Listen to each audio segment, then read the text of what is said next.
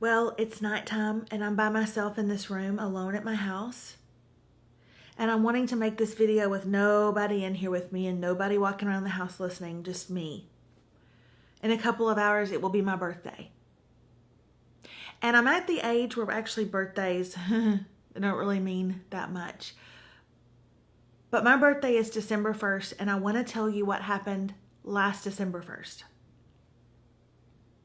But to go back, I need to tell you briefly that with the exception of writing, music was the only talent I've ever known that I had.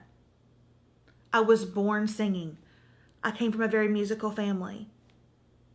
And I'm telling you, other than singing, I can't do anything. I can't plant something and watch it grow. I can't sew. I'm hanging on by a thread when it comes to parenting. Music is it. I can write a little bit, but music is the first talent that I knew I had.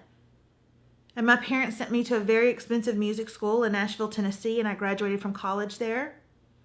And I was sitting in a class my senior year of college, about 110 students in the room, stadium seating. The professor worked on Music Row, very well respected, ton of connections. The professor you want to impress.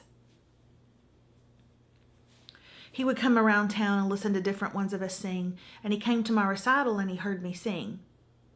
And after that, he made comments all the time about my voice, glowing comments, much to the chagrin of almost every other female in the room. Anytime he brought me up, it was for praise. And part of me loved it, and part of me was mortified by it. And the girls beside me would roll their eyes so far back in their head I thought they were having a stroke. And then one day, he said this. You know, there's 110 students in this room, and I'm willing to bet you one of you make it. It's a hard business. And the truth of the matter is, vocally, there's like only 3 people in here that are worth their weight in salt. One of them, and he takes his hand and he lifts it out and he points right at me. Y'all know how I feel about her. Got a great voice. Vocally could make it tomorrow, but take a look at her. She'll never make it looking like that. Never make it.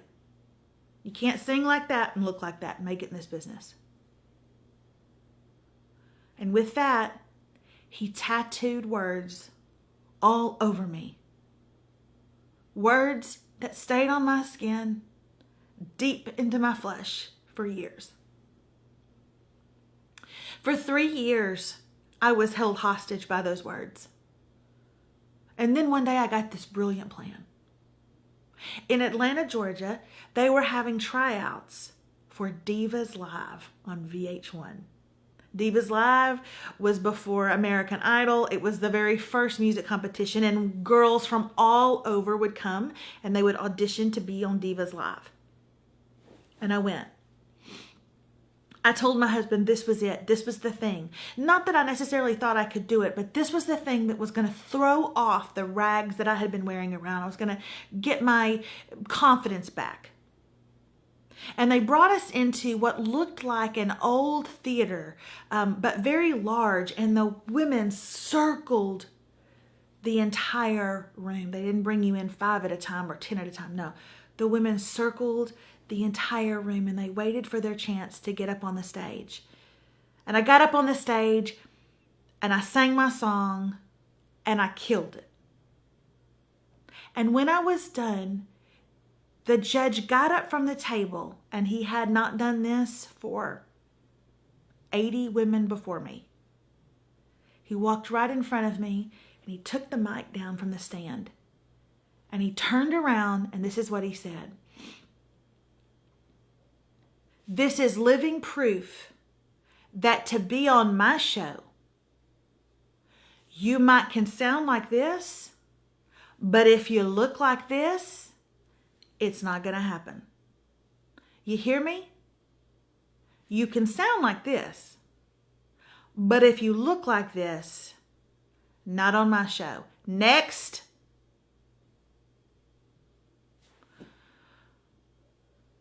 And I walked off the stage, and that was 13 years ago. And by this point, what do they call it? I had a sleeve. A tattooed sleeve on my arm of words like embarrassing, ashamed, glutton, fool,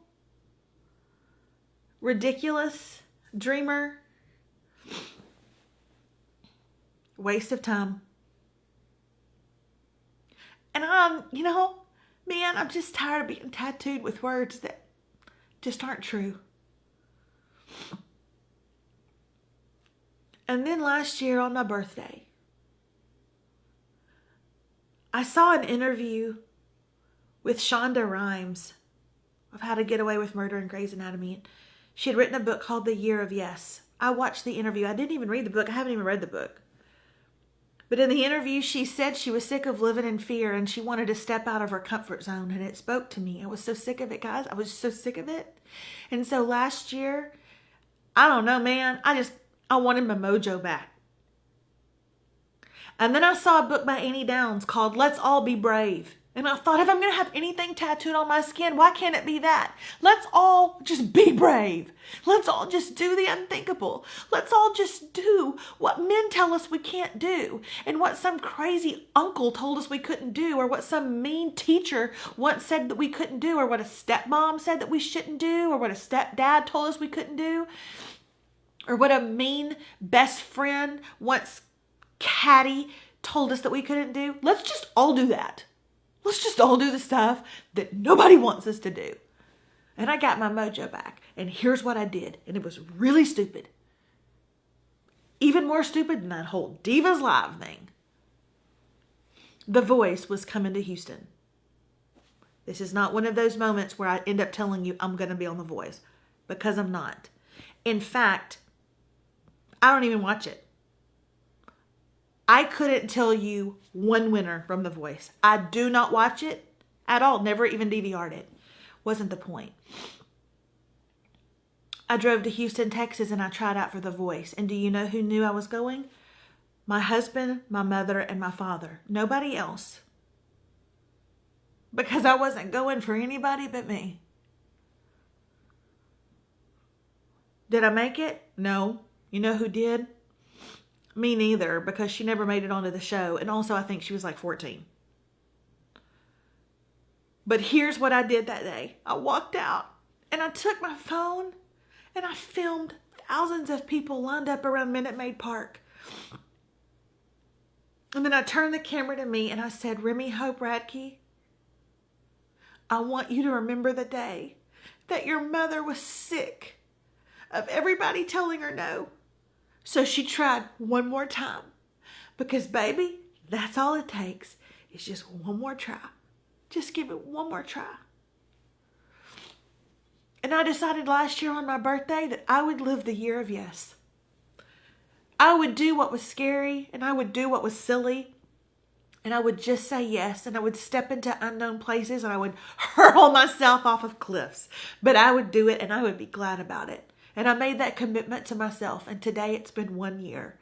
I started a Facebook page because a girlfriend of mine said, hey, you know what you should do? You should start a Facebook page. And I decided to put up videos. This face. On videos. Because my husband said, but you're so funny and people would like to see you. And normally I would say, no. I don't let them see me. But it was the year of yes. So I did.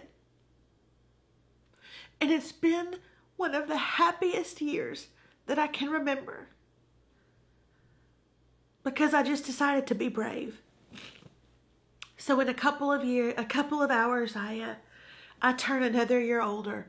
And I'm not done saying yes. When it's scary. And when it's stupid. And when it makes no sense. And when someone tells me I can't do it. I'm just going to say yes anyway. And see where it gets me. So happy birthday to me. And may you come alongside. Scrub your skin off of everything they've told you. And girlfriend, just say yes.